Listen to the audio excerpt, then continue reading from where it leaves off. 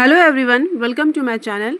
अगर आप ये जानना चाहते हैं कि BSPSCL करस्पॉन्डिंग क्लर्क और स्टोर असिस्टेंट का पिछले बार कितना कट ऑफ गया था, कितना नंबर चाहिए था उन लोगों को क्वालिफाई करने के लिए, सिलेक्शन के लिए, और इस साल कितने नंबर चाहिए, कितना आप नंबर लाएंगे कि आपका सेफ स्कोर रहेगा कि आप क्वालिफाई कर जाएंगे, तो इस वीडियो में आपको पूरी जानकारी मिलने वाली है। तो प्लीज़ वीडियो को लास्ट तक जरूर देखिए। वीडियो के लास्ट में आपको इस साल आपको कितना नंबर लाना है विद प्रूफ आपको दिखाया जाएगा। ठीक है, तो देखिए सबसे पहले आपको जो स्क्रीन पे दिख रहा है ये आपका BSPSCL का ऑफिशियल नोटिफिकेशन जो पिछले बार 2018 में आया था। ये 6 साल बाद आपके नई जो वैकेंसी आई है 2024 में आई है। इससे पहले आपका 2018 में आया था, तो उसका ऑफिशियल नोटिफिकेशन है वो अभी आपको स्क्रीन पे दिख रहा है। पिछले बार इसे करस्पॉन्डेंट क्लर्क ना कह के इसे असिस्टेंट कहा जाता था। असिस्टेंट के नाम से वैकेंसी आई थी और टोटल जो नंबर ऑफ पोस्ट था वो 90 था। बहुत से लोग तो ये भी कह रहे थे कि करस्पॉन्डेंट क्लर्क का तो पहले वैकेंसी नहीं आई है, पहली बार आया है। तो नहीं, ऐसा नहीं है। पहले जो सिर्फ सिंपल ग्रेजुएशन के लेवल पे जो वैकेंसी थी उसका असिस्टेंट नाम था, और इस बार इसे बदल के करस्पॉन्डेंट क्लर्क नाम रखा गया है। ठीक है, तो इसमें परसेंटाइल स्कोर इसमें आपको दिखाया जाएगा, और आपका जो डॉक्यूमेंट वेरिफिकेशन है वो आपका 12/8/2018 को किया जाएगा। यही सब यहाँ पे डिटेल आपको दिख रहा होगा, आप भी इसे पढ़ सकते हैं। पूरा का पूरा जो PDF है मैं आपको प्रोवाइड करा दूंगी, लेकिन कैसे होगा वो आपको अभी वीडियो के लास्ट में पता चलेगा। ठीक है, जो लोग भी इस साल फॉर्म भरे हैं करस्पॉन्डेंट क्लर्क के लिए, स्टोर असिस्टेंट के लिए, तो उन लोग में ये बहुत उत्सुकता होगा जानने के लिए कि पिछले बार कितना बच्चों ने क्वालिफाई किया, कितना नंबर चाहिए था कि हम भी वैसा क्वालिफाई कर सके, उतना नंबर उठा सके कि अब मेरा जो सिलेक्शन का जो चांसेस है वो ज़्यादा बढ़ जाए। तो ये आपको देखना बहुत ज़रूरी है। देखिए अभी आपको जो स्क्रीन पर दिख रहा है यहाँ पे भी लिखा हुआ है BSPSCL। ठीक है, और उसके बाद असिस्टेंट अगेंस्ट एम्प्लॉयमेंट नंबर 3/2018। ठीक है, तो ये कोई फेक नहीं है, ये 100% रियल नोटिफिकेशन है। आप भी आप चाहेंगे तो आप भी इसे गूगल से सर्च करके निकाल सकते हैं। ठीक है, तो पहला जो अनरिजर्व के लिए है आपको यहाँ दिख रहा होगा, नाम दिख रहा होगा, उनके फादर का नाम दिख रहा है, डेट ऑफ बर्थ और जेंडर, फिर ओरिजिनल कैटेगरी क्या है, और इक्वेटेड स्कोर यहाँ दिख रहा है। ठीक, सबसे पहले यूआर का बात करें तो जो सबसे पहले नंबर पे है राजकुमार हैं, और उनका जो SC कैटेगरी है उनका 83 आपको दिख रहा होगा, 83 इनका स्कोर आया हुआ है। उसके बाद आपका आता है यूआर में अगर आप देखेंगे, अगर यूआर का सही में बात करें तो उनका 82.999 आप इनका स्कोर आया हुआ है। अभी आपको जितने भी बच्चों का नाम दिख रहा है अभी सब उसमें से मेल हैं, तो फीमेल के लिए भी इसमें जो सीट था वो रिजर्व था, तो थोड़ा फीमेल का भी देख लेते हैं कि फीमेल में कितना गया था यहाँ पे। तो अभी आपको जब इसको नीचे स्क्रॉल करेंगे तो देखिए यहाँ पे आपको दिख रहा है 23 नंबर पे श्रेया आनंद। ठीक है, श्रेया आनंद है और उनका यूआर है, और जो उनका स्कोर है वो 80.705। ठीक है, 80.705 इनका आया हुआ है फीमेल में, यूआर कैटेगरी में। ठीक है, अभी मैं आपको SC ST EBC सब कुछ आपको दिखाऊंगी कि किस कैटेगरी में कितना हाईएस्ट स्कोर जो है गया हुआ है। आपको पता ही होगा कि सिंगल एग्ज़ाम होता है। ठीक है, सिंगल एग्ज़ाम होना है और नेगेटिव मार्किंग नहीं है। सबसे अच्छी बात है कि नेगेटिव मार्किंग नहीं है, तो आपके लिए अच्छा चांस है। अगर आप इस अप्लाई किए हैं बिहार बिजली विभाग के लिए, तो ये आपके लिए अच्छा अपॉर्चुनिटी है। उसके बाद आप ये लिस्ट पूरा देख सकते हैं। 90 बच्चों का नाम है, तो ज़्यादा बड़ा लिस्ट नहीं है। अगर आप चाहेंगे टाइम निकाल के तो आप देख सकते हैं। आपको देखने में समझ में आएगा कि हाँ किस कैटेगरी से कितने कितने नंबर गए हैं, और ये आपका 6 साल पहले का डाटा है। ठीक है, 6 साल पहले वैकेंसी आई थी, अब 2024 है, तो 6 साल में बहुत कुछ बदलाव भी हुआ है। तो मैं आपको बताऊँगी, कुछ आपको टिप्स में मैं दूँगी कि आपको क्या करना है कि आपका जो सिलेक्शन है वो अच्छा हो सके। तो यहाँ भी आपको दिख रहा है SC कैटेगरी का। ठीक है, तो SC कैटेगरी में मेल का कितना है, फीमेल का कितना है वो आप देख सकते हैं। ST कैटेगरी में सिर्फ एक ही वैकेंसी था, तो वहाँ पे एक ही आपको नाम दिख रहा है। तो यहाँ पे 77.912 जो है स्कोर यहाँ पे गया है हाईएस्ट। उसके बाद आता है आपका EBC, तो EBC में भी देख लिया कि 79.1816 ठीक है स्कोर है आपका। और फिर यहाँ भी नीचे आपको BC कैटेगरी दिखेगा, मेल फीमेल दोनों का है। अब यहाँ पे आया है BC, तो BC में आपका 79.540। ठीक है, तो जहाँ तक जितना भी स्कोर है तो वो आपका 83 से शुरू है, उसके बाद 79, इसी बीच में आपका जितना भी स्कोर है वो आपको देखने को मिल रहा है यहाँ पे। उसके बाद बैकवर्ड क्लास में हम देख लेते हैं फीमेल कैटेगरी में, तो फीमेल कैटेगरी में 74 गया हुआ है।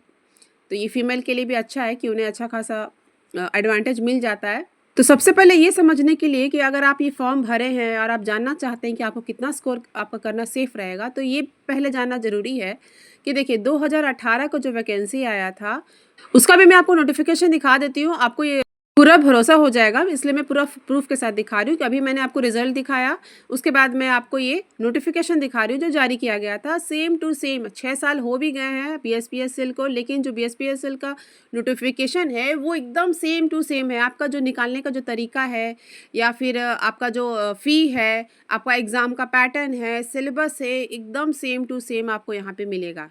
यहाँ तक कि कुछ भी चेंजेस नहीं है, सिर्फ नंबर ऑफ़ वैकेंसीज़ में चेंजेस है कि इस बार 2024 का जो वैकेंसी है उसमें total correspondent clerk store assistant का आपका 230 निकला है और 2018 में आपका 90 निकला था। बस यही डिफरेंस है, बाकी कुछ भी डिफरेंस नहीं है, इसलिए मैं आपको पूरा दिखा दे रही हूँ। देखिए यहाँ पे फ़ी दिख रहा है आपको, इस बार भी आपका 1500 था और 2018 में भी आपका 1500 था।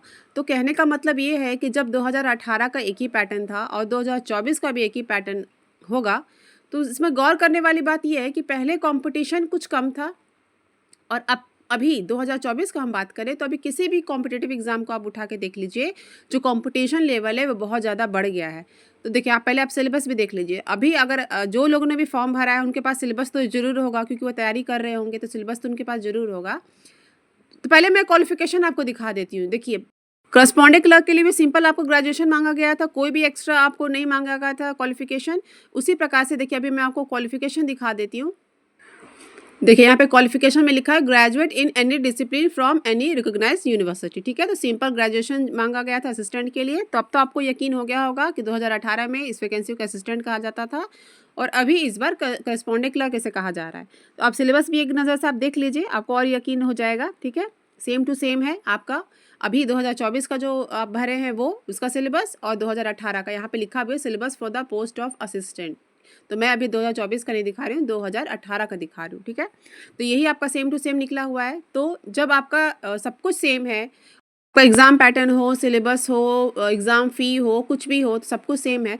तो देखिए बात सिर्फ इतना है कि कंपटीशन लेवल बढ़ गया है। आपका 2018 में सिर्फ 60-70 हज़ार के करीब फॉर्म पड़े थे उस समय, लेकिन अभी तो ओवरऑल अगर हम BSPSL का बात करें तो वो तो 4-4.5 लाख भरे हैं, लेकिन उसमें बहुत सारी वैकेंसी थी। लेकिन सिर्फ करस्पॉन्डेंट क्लर्क का बात करें तो ये डाटा किसी के पास नहीं है कि करस्पॉन्डेंट क्लर्क का कितना आपको पड़ा है। अगर हम एस्टिमेट लेके भी चले तो 2-2.5 लाख आप पकड़ के चलिए कि हो सकता है।